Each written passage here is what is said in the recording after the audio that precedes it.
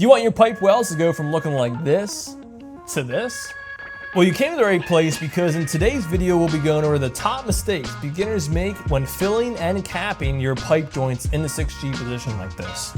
What's going on, Fab Lab fam? Welcome back to the channel. So recently we've gone over a lot of 6G TIG root stuff, and I created a multi-part video series, a masterclass going over how to put in a TIG root in the 6G position and giving you tips and tricks, and also how to deal with bad fit ups, big gaps, tight gaps. So I'm here to tell you that that's good to know how to do, putting in a solid root in the 6G position like that and making it look slick. And I know a lot of guys struggle with that, and I struggled with it when I was first learning how to do this too. But after the root pass, the job's not done. You still gotta fill it out and cap it and make it look decent. And so in this video, I'm gonna be going over some mistakes that beginners make sometimes when filling and capping the rest of this pipe out in the 6G position. And these mistakes could give you crappy results or make you bust a welding test or fail x-ray. So with that being said, let's get right into it here, because these are mistakes that you definitely need to be aware of in order to get those slick results.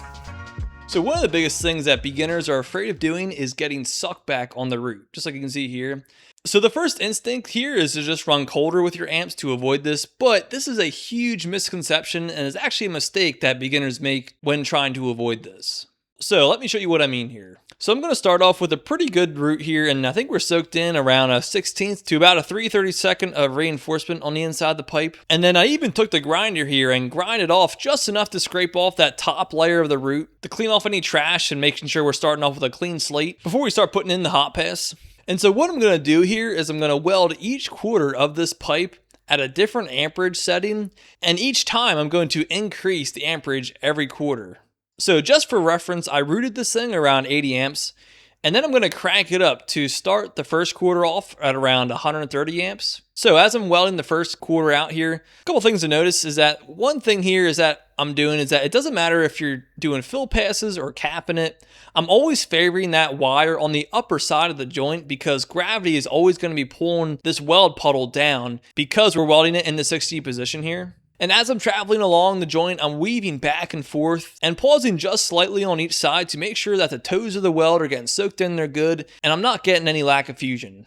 So it seems like we're doing all right so far, so let's try cranking it up to around 160 amps and see how that goes.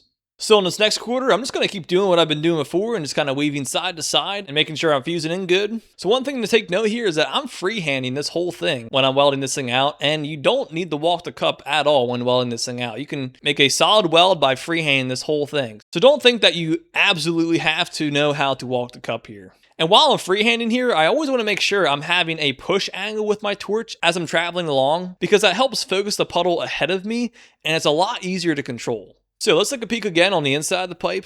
And yeah, it seems like we're still doing all right. The root is still intact and it's untouched. So let's make things a little more interesting here and crank it up to 190 amps for welding out the next quarter of the pipe here.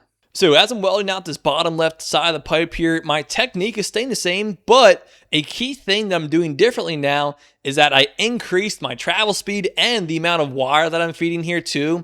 And what that's going to do is it's going to help control that 190 amps and also reduce the amount of heat input into this pipe. So then as you can see, once we look on the inside of the pipe again, after this quarter is welded out, our root is still intact and still untouched. So let's just go crazy here and max out the machine and weld out this next quarter at 210 amps. So you can see right here, once I get the puddle going, because of the high amps that I'm using right now, the puddle has spread out a lot and I don't really need to weave back and forth as much with my technique. But I do have to travel a lot faster now and feed even more wire than before to control this high amp setting. And before you know it, bam, I'm already done this quarter because I had to travel a lot faster now. So let's take a look on the inside of the pipe to see if I messed up my root at all. So as you can see, my root is still good and still intact, even though I maxed out the machine putting in the hot pass on this quarter. So this is one of the biggest TIG welding pipe lessons that you can learn, which is that the amp setting that you have your machine set at is just a number. And the biggest point I want to get across today is that just because you're running hotter with your amps doesn't mean you're going to get sucked back with your root.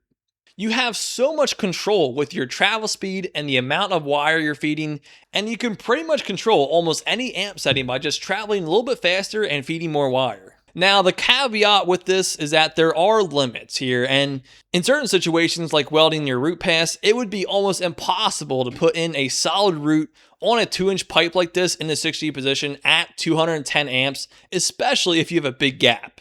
So in every situation, there is always an ideal amperage range, but at the end of the day, if your amps aren't quite dialed to where you want them to be, you do have a lot of control with your travel speed and your wire feeding to still get it done. So if you're getting sucked back on your hot pass, you're most likely not feeding enough wire and or not traveling fast enough.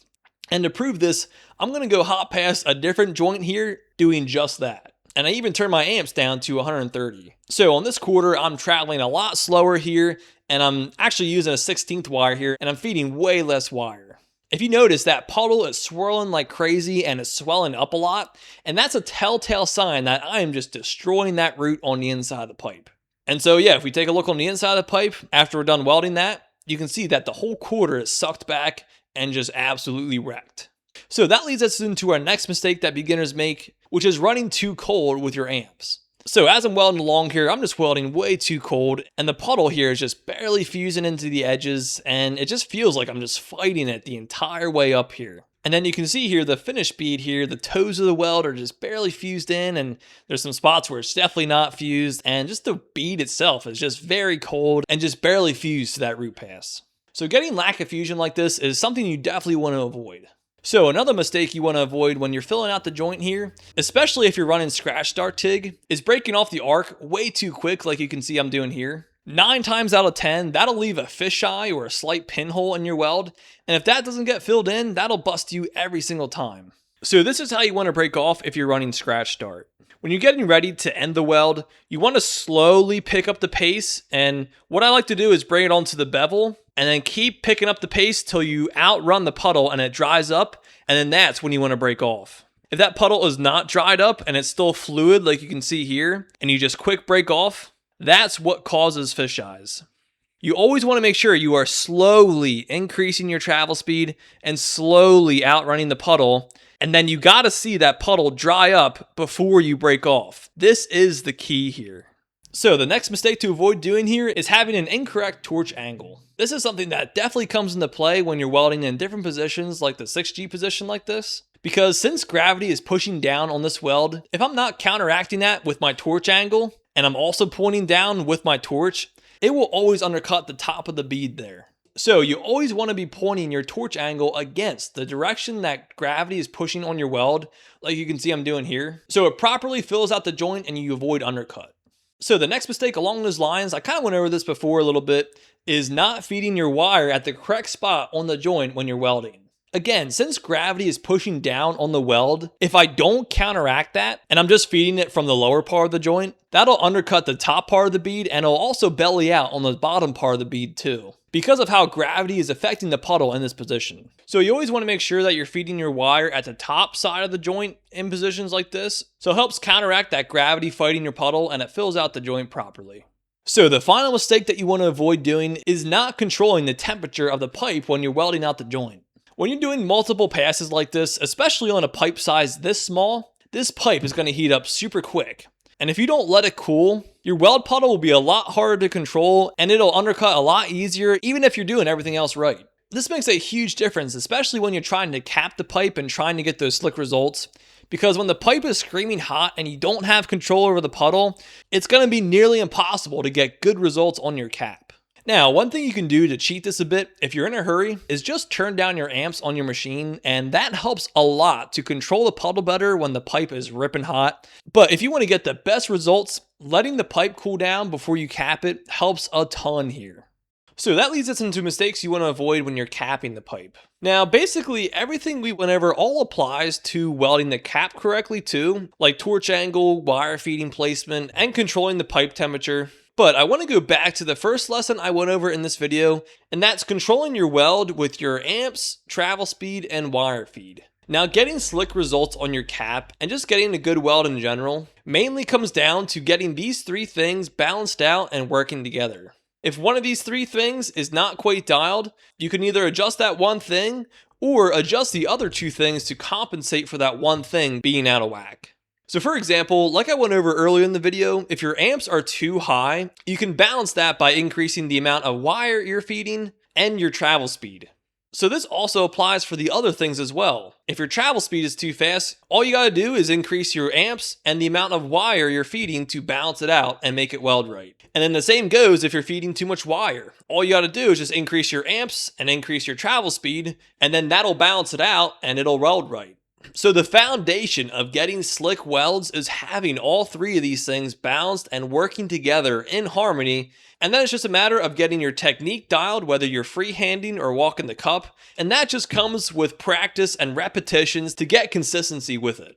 Now, the biggest struggle with capping, I feel like, is making your caps nice and straight. And the reason for that is sometimes it's hard to see where you're at and where you're going while you're welding your cap. And you're basically just guessing most of the time. So a little trick I like to do before I cap the pipe, if I have time, is take a cutoff wheel and just gently score the edges of the joint if you're doing just a one pass cap. And you can also score multiple lines like this if you're doing multiple passes for your cap. And what that does is it gives you guidelines and a clear reference point on where you're at. And then all you got to do is just weave back and forth up to those guidelines while you're welding. And then you know your weld is staying straight. This is super helpful if you struggle with this and helps you get a lot straighter results. So if you have a weld test coming up that you're super nervous about, I made a free training video going over how I recommend preparing for a welding test so you can be a lot less nervous on test day. So if you want to check that out, just hit up that link down below and enter your email, and then I'll send it right to your inbox. So if you have any questions on any part of this video, or if you're struggling with anything at all, just let me know down in the comments or email me at luke@lukesfablab.com. Yeah, don't be afraid to reach out, guys. I'm here for you. And so with all that being said, hope you guys liked this video, and we'll see you in the next one.